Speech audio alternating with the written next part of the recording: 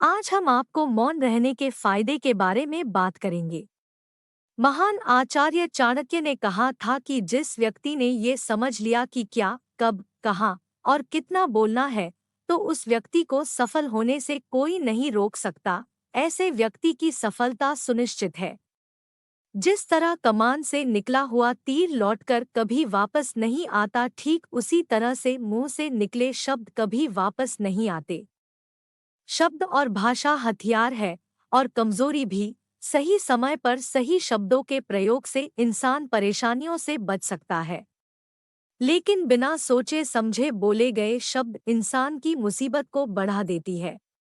द्रौपदी का ये बोलना कि अंधे का पुत्र अंधा ही होता है, महाभारत के युद्ध का मुख्य कारण बना था। आज भी लोग अपनी जबान का इस्तेमाल दूसरों को नीचा दिखाने और खुद को बड़ा बताने के लिए करते हैं। लेकिन जो समझदार और सफल इंसान होते हैं, वो ये अच्छी तरह से जानते हैं कि उन्हें किस वक्त कितना और क्या बोलना है। साइलेंट रहने का मतलब ये नहीं है कि आपको पूरे दिन एक भी शब्द नहीं बोलना है या चुपचाप रहना है। मौन का मतलब है कि बेवजह शब्दों का प्रयोग नहीं करना है। जहाँ जरूरत है वही ही बोलना है। अपने लक्ष्य पर ध्यान केंद्रित करना है। आज मैं आपको चुप रहने के 6 ऐसे फायदे बताऊंगा जिन्हें जानने के बाद आप आज से ही नहीं बल्कि अभी से उतना ही बोलोगे जितनी आपको जरूरत होगी। पहला, मौन लोगों को ध्यान खींचती है। महान आचार्य चाणक्य अपनी चाणक्य नीति में बताते हैं कि उन्होंने अपने हजारों शत्रुओं को अपनी खामोशी से परास्त किया था। वो खामोश रखकर अपने शत्रुओं को विचारों में उलझाए रखते थे और सही समय आने पर वह अपने दुश्मनों को ईंट का जवाब पत्थर से देते थे। साइलेंट यानी चुप्पी किस तरह लोगों के अटेंशन को ग्रैब करती है, यह बात आप इस उदाहरण से समझ सकते हो कि जब क्लासरूम में टीचर किसी विषय पर बात करते हैं तो स्टूडेंट्स उनके बात को बिल्कुल ध्यान से सुनते हैं। लेकिन जब अचानक टीचर या स्पीकर बोलना बंद कर देते हैं तो सभी लोग आश्चर्य में पड़ जाते हैं। अरे क्या हो गया भाई, कम्युनिकेशन बंद क्यों हो गई? मैं जब स्कूल में था तब अक्सर ऐसा होता था और आपके साथ भी ऐसा हुआ होगा। ठीक यही फार्मूला हमारे दैनिक जीवन में भी लागू होता है। जब आप अपने काम से काम रखते हो, दूसरों के मामले में दखल नहीं देते हो, जरूरत हो तभी बोलते हो, तो लोगों का ध्यान आपके ऊपर जाता है। और अगर आप कम बोलते हो, जरूरत हो तभी बोलते हो, तो लोग आपकी बातों को ज्यादा महत्व देंगे।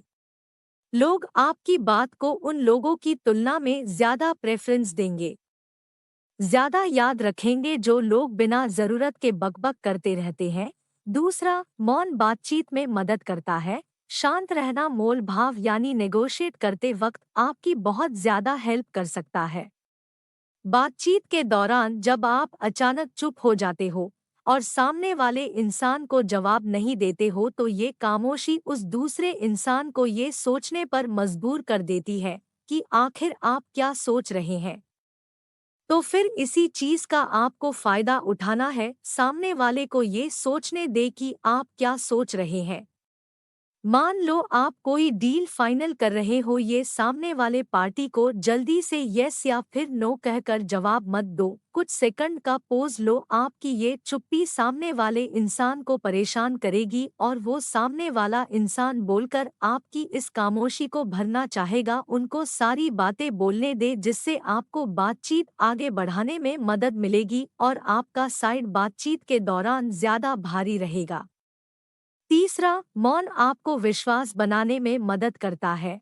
अगर आप एक मजबूत रिलेशनशिप बिल्ड करना चाहते हो तो उससे पहले आपको ट्रस्ट यानी विश्वास बिल्ड करना होगा, और विश्वास तभी बिल्ड होगा जब आप सामने वाले इंसान की बातों को ध्यान से सुनोगे। यानी बातचीत के दौरान बोलोगे कम और सुनोगे ज्यादा। ऐसा करने से दूसरे इंसान को लगेगा कि आप एक अच्छे इंसान हो, सामने वाले की बात को अच्छे से सुनते हो, किसी को भी नज़रअंदाज नहीं करते हो, और तभी तो वो आपके बातों को अच्छे से सुनेगा और ट्रस्ट बिल्ड होगा। चौथा, उत्तर प्राप्त करें। आपने ऐसे कई सारे लोगों को देखा होगा जो कोई प्रश्न पूछने के बाद रुकते ही नहीं है, अपनी बकबक चालू रखते हैं या फिर दूसरे को बोलने का मौका ही नहीं देते। अगर आप भी ऐसा करते तो आपको दूसरे इंसान के प्रोस्पेक्टिव को जानने का मौका ही नहीं मिलेगा, लोग आपके प्रश्नों का जवाब ही नहीं देंगे। इसीलिए कोई भी प्रश्न पूछने के बाद आप साइलेंस हो जाओ, आप अपना ओपिनियन मत दो, लोगों का क्या ओपिनियन है उस बात पर, उस प्रश्न पर आप जानने की कोशिश करो, शायद आपको कुछ नया सीखने को मिल जाए। कुल मिलाकर आप प्रश्न पूछने के बाद जितना जल्दी चुप हो जाओगे आपको उतना जल्दी आंसर मिलेगा। स्वामी विवेकानंद जी जो अपनी बुद्धिमता और विजडम के कारण पूरी दुनिया में जाने जाते हैं, उनमें भी ये क्वालिटी देखने को मिलती है।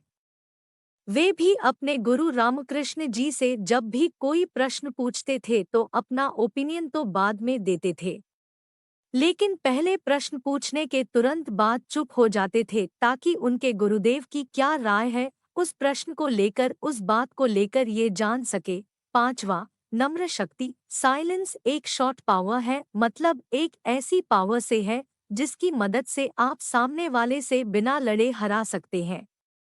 इसका सबसे बेहतरीन उदाहरण है महात्मा गांधी जी, जो कि सत्य और अहिंसा के मार्ग पर चले थे और बिना लड़े उन्होंने अंग्रेजों को धूल चटाई थी। महात्मा गांधी जी जानते थे कि अगर हमने अंग्रेजों से लड़ाई की तो हम उनसे कभी नहीं जीत पाएंगे। उन्होंने शॉर्ट पावर का इस्तेमाल किया और अंग्रेजों को हराया। कई बार लड़ने से और झगड़ने से प्रॉब्लम सॉल्व नहीं होती, चुप रहने से और शांत हो जाने से प्रॉब्लम सॉल्व हो जाती है। छठा, विचारशील मौन। द क्वाइट बुक के ऑथर सूजन केन अपनी बुक में बताते हैं कि थॉटफुल साइलेंस कई सारी मुसीबतों से बचा सकती है। एक लड़का लैपटॉप खरीदने जा रहा था, तभी उसको रास्ते में वर्षों पुराना एक दोस्त मिलता है जो उसको बोलता है कि तुम जहां लैपटॉप खरीदने जा रहे हो उसी के पास में एक घर है, वहां ये सामान डिलीवर कर देना। वह अपने दोस्त को ना नहीं बोलता है और उसका सामान ले लेता है, लेकिन जहां सामान डिलीवर करना था वो घर उस दुकान से काफी दूर था। उसका बहुत सारा समय बर्बाद हुआ उस आइटम को डिलीवर करने में। बाद में जब वह दुकान पर पहुंचा तो वह दुकान बंद हो चुकी थी। उसे अपने दोस्त के ऊपर बहुत ज्यादा गुस्सा आया। इसीलिए हमें हमेशा हाँ नहीं कहना चाहिए, ना कहने और साइलेंस के पावर को समझना चाहिए। तो दोस्तों, इन सब बातों से आप ये समझ चुके होंगे कि साइलेंस में बहुत ज्यादा पावर है। साइलेंस के पावर को कम नहीं समझना चाहिए।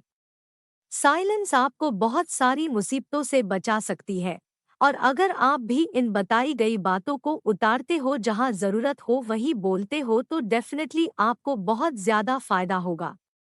अगर ये कहानी आपको अच्छी लगी हो तो इसे अपने दोस्तों के साथ शेयर करें एवं इस तरह के मोटिवेशन वीडियो के लिए इस चैनल को सब्सक्राइब अवश्य करें।